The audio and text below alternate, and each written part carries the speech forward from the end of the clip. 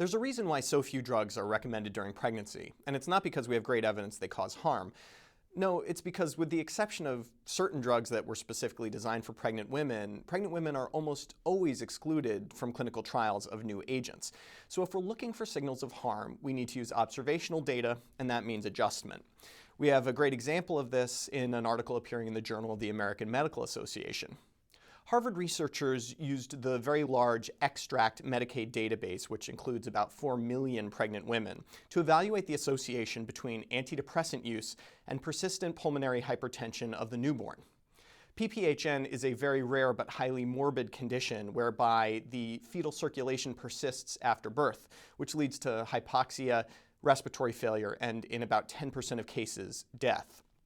Now, of the 4 million women studied, 130,000 were taking antidepressants towards the end of pregnancy, and the risk of PPHN in that group was about 30 per 10,000 live births.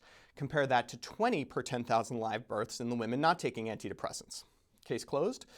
Well, no, the women weren't randomized to take antidepressants. They took them for a reason, depression being the most obvious one, but other factors would play a role as well, such as socioeconomic status, personal beliefs, and a variety of other confounders.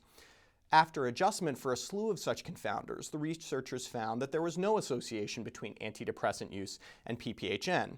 It suggests that antidepressants are a marker of risk, but not directly causal. With one caveat, there could be overadjustment.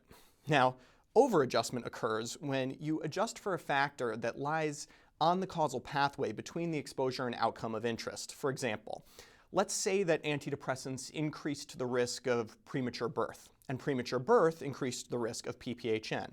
Well, by adjusting for prematurity, you would falsely conclude that the antidepressant wasn't linked to PPHN. But let's not lose the forest through the trees here. Depression in a mother is a much greater risk to a newborn than PPHN ever was. My personal opinion is that the signal of harm from this study is small enough to be essentially insignificant. And for certain women with real depression, the use of antidepressant medication may offer dramatic benefits both to mother and to the baby. For MedPage Today, I'm Perry Wilson.